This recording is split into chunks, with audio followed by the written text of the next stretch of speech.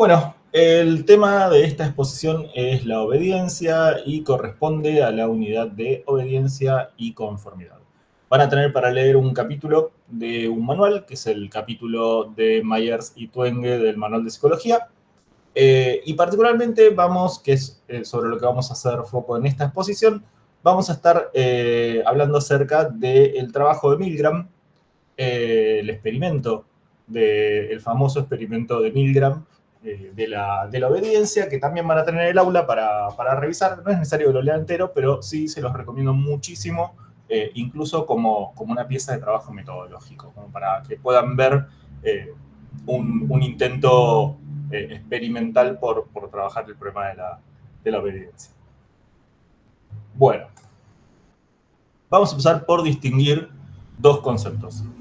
Vamos a definir, por un lado, a la conformidad como el escenario en el cual un individuo modifica su comportamiento para hacerlo armónico, para que de alguna manera esté en línea con el comportamiento o la actitud del grupo al que pertenece.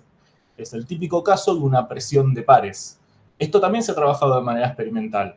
Por ejemplo, se invita a 3 personas a, a indicar en una secuencia de líneas cuál línea es la más larga o la más cortita. Y en ese experimento en realidad hay una suerte de engaño porque por ejemplo, 3 personas que van a responder acerca de qué línea es más grande o más chica, en realidad solamente una es parte del experimento y las otras 2 son parte de quienes organizan el experimento.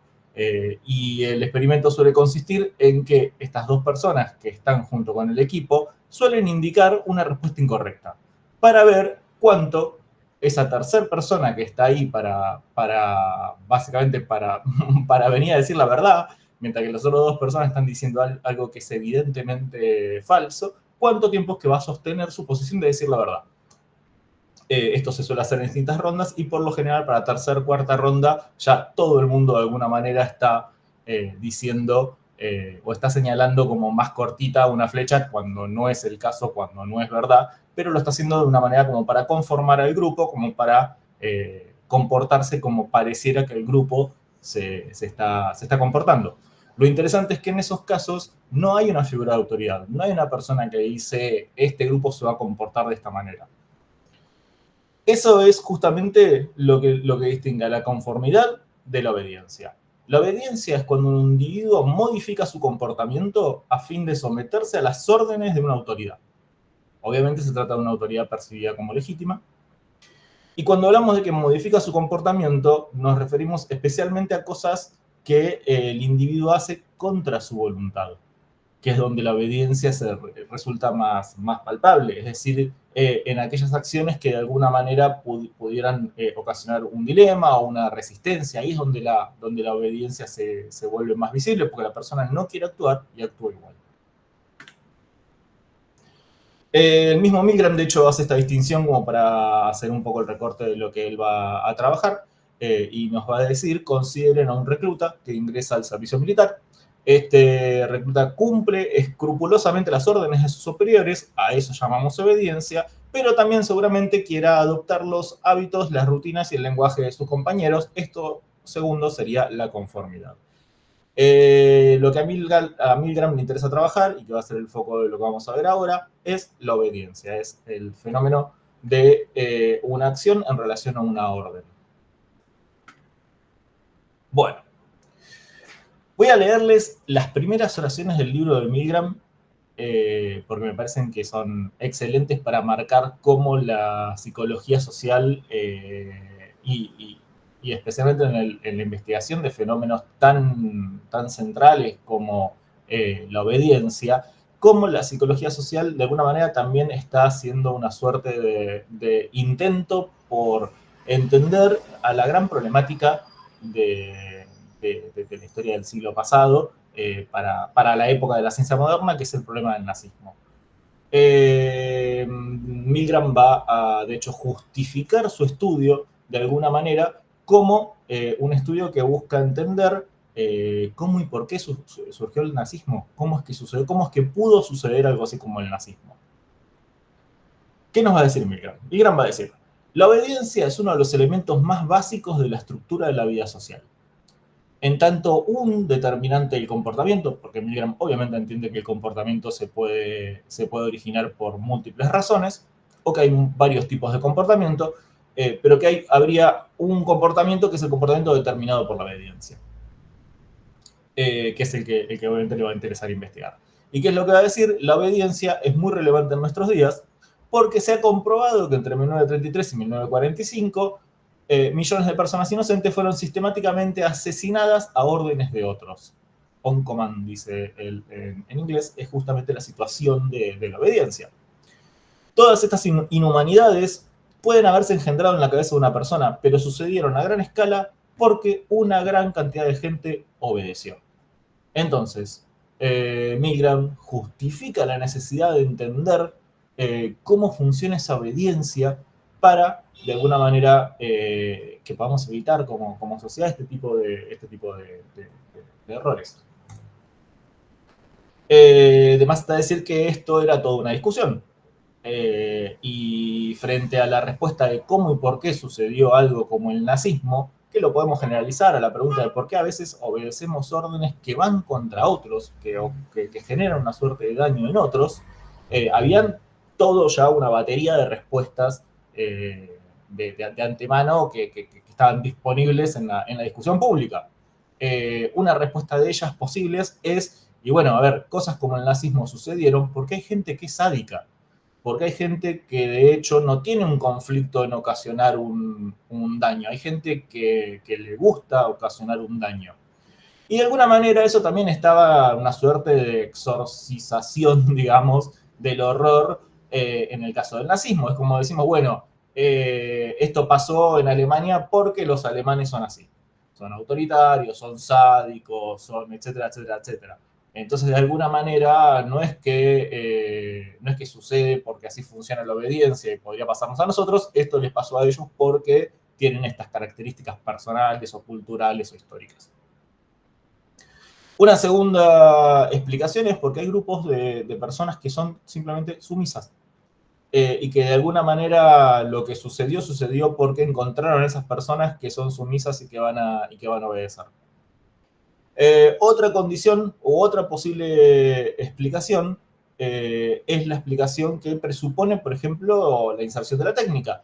Entonces, por ejemplo, la técnica permite que yo de alguna manera me despegue de las consecuencias. Entonces, por ahí yo, o cualquier persona, participa y obedece y genera una situación de dolor a otra persona o lo mata o lo que sea, pero lo hace a través de un botón, lo hace a través de una palanca, lo hace a través de tirar una bomba, por ejemplo. Todo lo cual de alguna manera establece o inserta una suerte de distancia entre la persona que genera el acto y la víctima del acto. Entonces, otra alternativa posible de explicación es que porque a veces se nos esconden esas consecuencias y se nos vuelve más indirecta la consecuencia de la acción.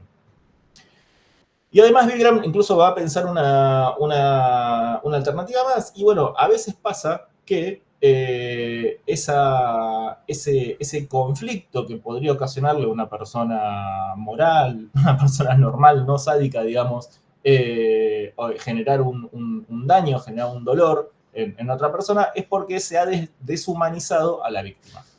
En ese caso, cuando nos enseñaron a pensar que hay gente que es vil, mala, degenerada, etcétera, etcétera, etcétera, inmoral y que de alguna manera nuestra acción está justificada, y bueno, eso los deshumaniza y eso destraba el conflicto. Ahora, este caso que presupone en gran parte la mediación de la cultura, es un caso que Milgram no puede investigar porque porque excede a la situación de laboratorio. Supone que haya un clima cultural de victimización que no se podría de alguna manera reproducir en situación de experimento. Ahora bien, Milgram va a proponer una hipótesis alternativa a todas estas. Él va a decir que no es porque haya gente sádica y porque los alemanes son así, no tiene que ver con una cuestión intrapersonal, no tiene que ver con una cuestión psicológica, no es que en 1933 de golpe desapareció el super yo y se destrabaron todas las conciencias. O sea, no tiene algo que ver con una cuestión ni personal ni psicológica. Tampoco va a tener que ver con una cuestión de rasgos de la personalidad o que hayan grupos más y grupos menos, si bien obviamente van a haber diferencias. No es esa la razón de por qué se obedece. Y además lo que él va a decir es, en gran parte, o sea, se obedece porque se ocasiona una situación social de obediencia. De hecho, Milgram, si van a ver el libro, van a ver que no es tan claro con su conceptualización. Cuando lleguemos al intento de explicación que él hace a través de recuperar a la teoría cibernética, vamos a ver que hace agua por todos lados. Pero bueno, lo central, me parece, del intento de explicación de Milgram es que él está diciendo, o está poniendo como factor explicativo una situación. Y esa situación, de hecho, él la va a buscar reproducir con un montón de variantes. Es decir, que va a meter a cabo varias variables, entre ellas, por ejemplo, alguna manera de operacionalizar la distancia con la víctima, como para poder dar cuenta de esta hipótesis alternativa. Entonces, esa es la hipótesis de Milgram, que la obediencia es causada por una situación social.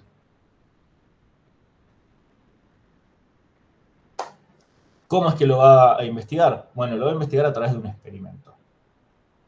El famoso experimento de obediencia de Milgram es una serie de experimentos que se hacen durante 2, 3 o 4 años en los 60, que terminan teniendo, por lo menos en la etapa que Milgram lo conduce y que Milgram reporta en su libro, casi 800 participantes. O sea, es un experimento grande. Y es un experimento que se ha dado con variaciones, es decir, que otros equipos han hecho variaciones de este experimento o han intentado replicarlo para ver si es que se conseguían los mismos resultados. El experimento consistía en lo siguiente. Ustedes van a tener ahí el video, hay videos donde lo podemos ver a Milgram, donde podemos ver la situación experimental. Pero bueno, lo explico como para que tengamos una idea del enorme trabajo metodológico que estaba proponiendo Milgram. El experimento consistía así. Acá lo tengo graficado. Estos son los grafiquitos del libro de Milgram.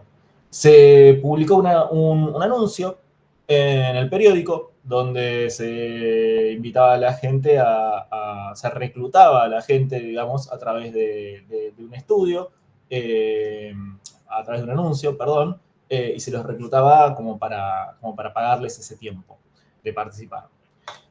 Al experimento entraban 3 personas. Entraba un experimentador, un científico, de alguna manera. Entraba alguien acá que va a tomar el lugar de instructor, ahora claro por qué, y va a haber una tercera persona que va a hacer el rol de estudiante. El experimento, se decía, es un estudio de la memoria. Ven que lo dice incluso el mismo artículo, el mismo anuncio con el que reclutaban a la gente. Supuestamente es un experimento de memoria. ¿En qué consiste ese experimento de memoria? Bueno, ellos dicen que quieren trabajar o que quieren investigar cómo se puede usar alguna suerte de refuerzo como para facilitar la memorización. Un refuerzo en este caso negativo. No quiero usar un lenguaje psicológico errado, pero entiendo que sería una suerte de castigo en realidad. El experimentador y el instructor van a básicamente decirle al aprendiz una serie de pares de palabras.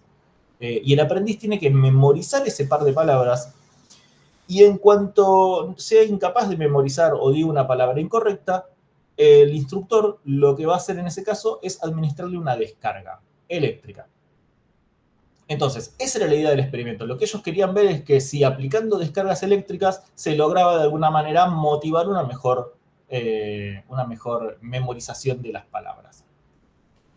La descarga eléctrica es literal. Acá, de hecho, lo que ellos habían construido es una caja de descargas donde habían unas, creo que 30 perillitas,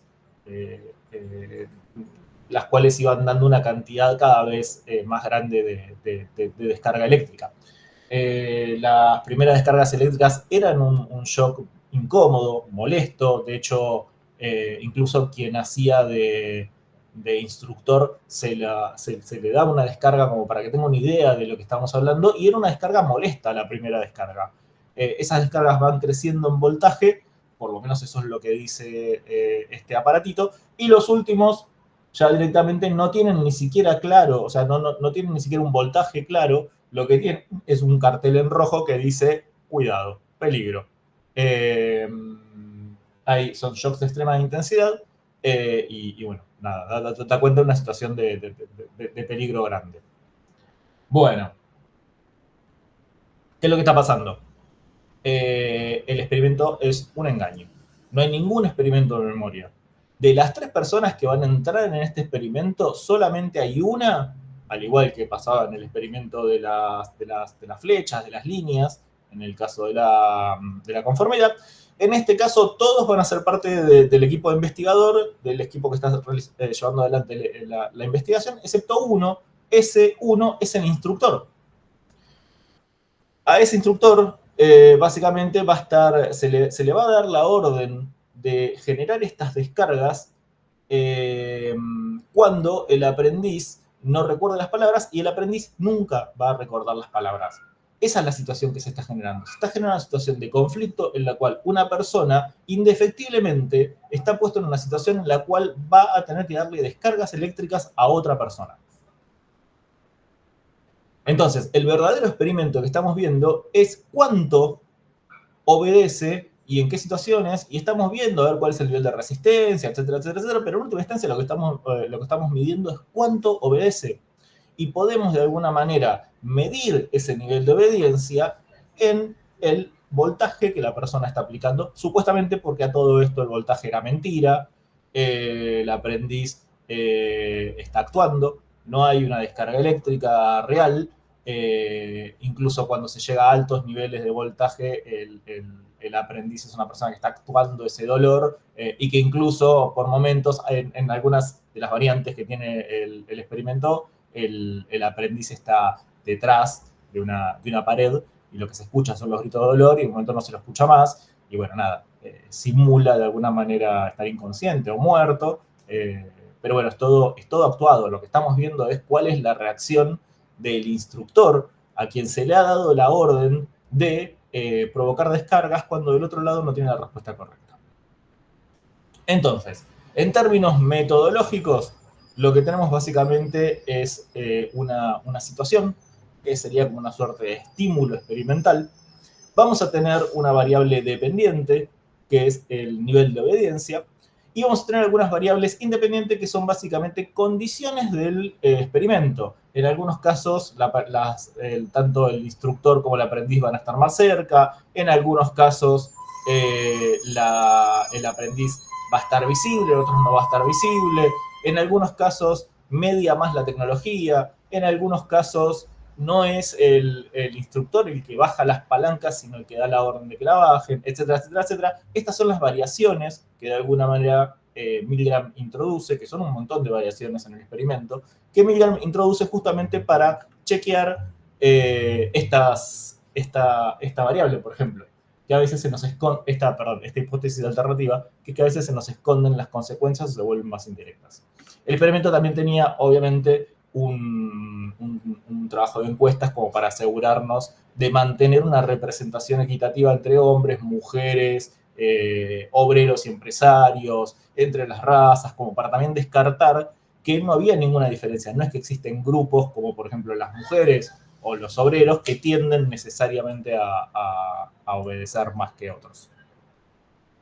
Entonces, ese es básicamente el famoso experimento de Milgram. ¿Cuáles son los resultados? Bueno, el 65% de los participantes llegaron a la perillita máxima.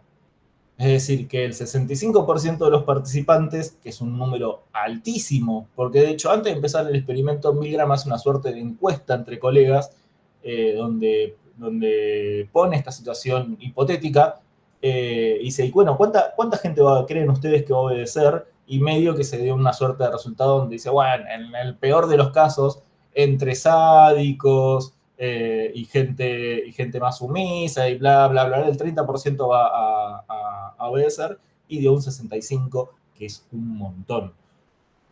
Y no solo es un montón, sino que aparte todos llegaron a un rango de hasta 300 voltios, que son las perillas del medio. Es decir, que nadie en todo este experimento, o por lo menos no una cantidad suficiente de este experimento, se negó al experimento y desde el momento uno no lo llevó adelante.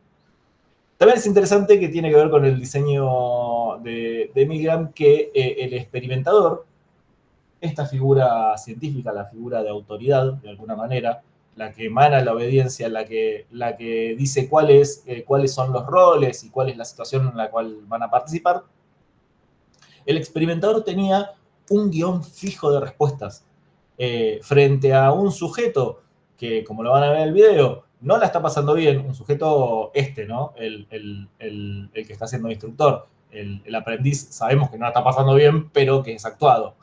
Entonces, el que realmente nos interesa, de quien estamos mirando, que es el instructor, sabemos que la está pasando mal porque lo sufre, porque negocia, porque lo mira el experimentador y le dice, che, este tipo está gritando, o que se preocupa por el silencio cuando el aprendiz deja de responder, o que no tiene ganas de llevar adelante el experimento y de alguna manera genera una situación de conflicto, etcétera, etcétera, etcétera. Frente a esas situaciones, el experimentador respondía siempre con 4 opciones de respuestas, que eran recordarle a la persona la situación experimental. Usted vino a ser parte de este experimento. El experimento requiere que usted continúe. Esa era la idea. No se lo justificaba, no es. La respuesta del experimentador siempre era volver a la situación experimental, a la situación de obediencia. Entonces les decía, el 65% llegaron a la perilla máxima, todos participaron de alguna manera de la obediencia, y esto además tiene como una especie de contexto importante, que es que Milgram básicamente está diciendo, guarda gente, esto no va a pasar solamente en aquellos países sádicos como Alemania, esto está pasando en Estados Unidos. Y esta no es una respuesta frente a un líder carismático que planteó una locura. Acá lo que estamos haciendo es un experimento científico con un fin científico, incluso esto para la persona que está haciendo, sobre la que están haciendo el experimento. Entonces, lo que estamos viendo es una obediencia, incluso hasta con un fin noble, en un lugar donde supuestamente somos buenos, que es Estados Unidos. Entonces, el trabajo de Milgram, de alguna manera, lo que está diciendo es, gente, guarda que el nazismo puede pasar y puede pasar también acá. Entonces se entiende que los resultados de Milgram sean bastante controvertidos. Si tienen chance de ver la película o alguna de las películas sobre Milgram, van a ver un poco que todo esto supuso también todo un destino profesional para Milgram. Milgram fue, en toda esta historia, uno de los primeros grandes psicólogos que motivaron la regulación de experimentos. Entonces, uno de los primeros grandes psicólogos en convertirse en un caso de debate acerca de la ética de la investigación. Bueno, ¿cuál es la explicación que va a dar Milgram para este fenómeno o para el fenómeno de la obediencia? Milgram va a decir, la persona común que electrocutó a la víctima lo hizo por un sentido de obligación. Esa es la situación social, la situación en la cual alguien se ve en una obligación. Es un sentido de obligación porque es una definición de alguna manera subjetiva. La persona tiene que verse en esa situación y la persona tiene que poder conferir autoridad a quien le está dando el orden. Desde un punto de vista subjetivo, una persona está en un estado de agencia, esa es la explicación. Va a decir, quien está obedeciendo está en un estado de agencia. ¿Qué es un control de la es un concepto de la cibernética, la ciencia del control? Ese estado de agencia se define a sí mismo en una situación social que la deja abierta a la regulación de una persona de mayor estatus. Es decir, que en la obediencia nosotros de alguna manera permitimos que nuestra conducta esté regulada por otro. El individuo ya no se ve a sí mismo como responsable de sus propias acciones, sino que se define a sí mismo como un instrumento, como una cosa, como un medio para la acción del otro. Acá lo que la explicación teórica, la verdad que no está mucho más desarrollada que esto, cuando Milgram habla de un estado de agencia, está tomando un concepto de, como les decía, de la cibernética, que es la ciencia del control, que va a decir básicamente, piensa en una licuadora.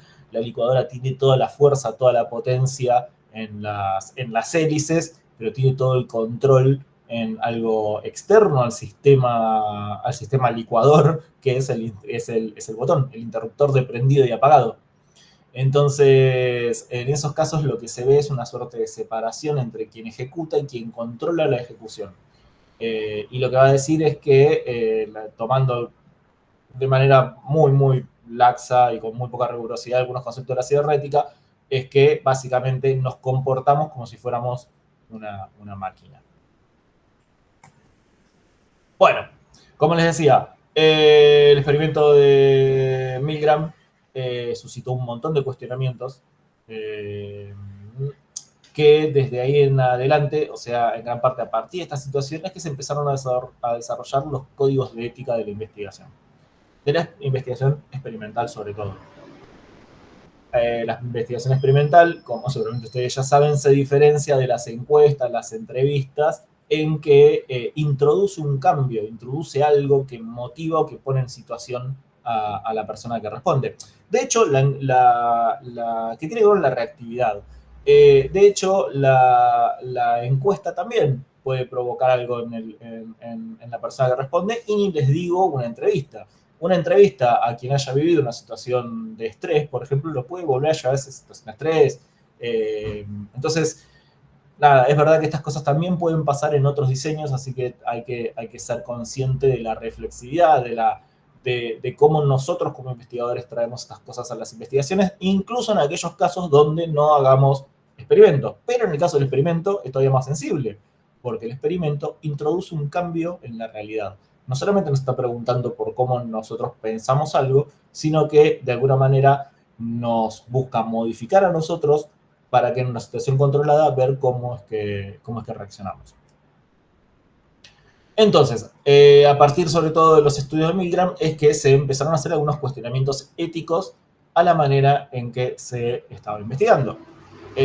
Una de esas preguntas es, por ejemplo, ¿es ético investigar a través del engaño? Porque sí, es verdad, la gente, quien le tocaba jugar el rol de instructor, estaba siendo engañado para jugar ese rol.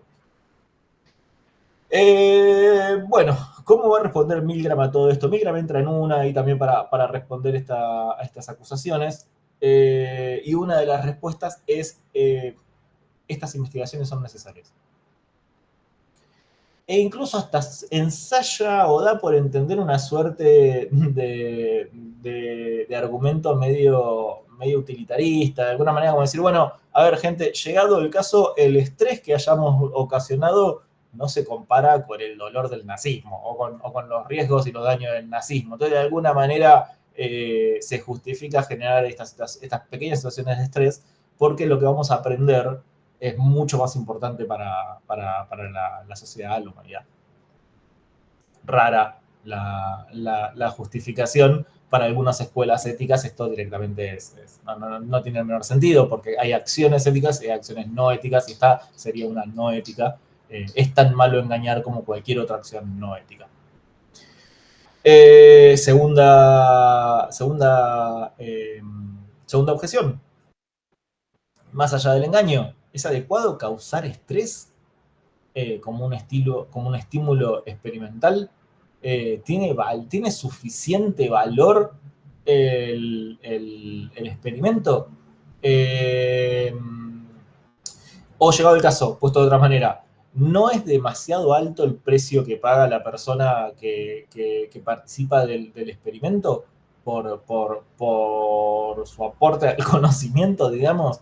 Y Milgram nos va a decir, bueno, guarda que no es tan alto el precio que pagan, porque en última instancia la experiencia es una experiencia que tiene un valor moral en sí misma. La persona, en teoría, después de esto es lo que nos dice Milgram, después de participar de experimentos, sale mejor, porque de acá se lleva la lección, o una cierta lección, en el escepticismo. Es decir, que frente a la próxima vez que alguien le dé una orden, la persona la va a pensar 2 veces. Eso es lo que nos dice Milgram. no es tan... aún así es controversial. Nosotros desde la investigación, desde Milgram en adelante, suponemos el consentimiento informado. Es decir, que suponemos que para poder hacer un uso ético de los resultados de esa investigación, la persona que participa en la investigación lo está haciendo conociendo el objetivo, conociendo también el costo. Entonces, él toma la decisión moral en ese caso de querer someterse a esa situación. Todo esto obviamente no pasa cuando el experimento es un engaño.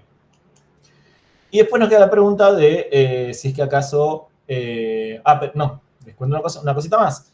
Milgram incluso justifica de alguna manera, es bastante paradójico, que de alguna manera él justifique estas situaciones diciendo que en realidad él lo está tratando con dignidad. ¿Por qué? Porque como el experimento es un experimento moral, al hacerlos parte de alguna manera, lo que está diciendo es que los sujetos que participaron de esto son sujetos moralmente capaces de entrar en esa situación. Y él va a justificar esto incluso diciendo que para algunas personas que participaron del experimento, la experiencia fue altamente positiva y que se hicieron amigos y que siguieron participando de los experimentos de Milgram y que se acercó, etcétera, etcétera, etcétera. Lo cierto es que a todo esto Milgram tuvo que empezar a incorporar una etapa de cuidado, o sea, una etapa donde se trabajaba con quienes habían participado del experimento para ver cómo la estaban llevando y como para entender también un poco más ese proceso.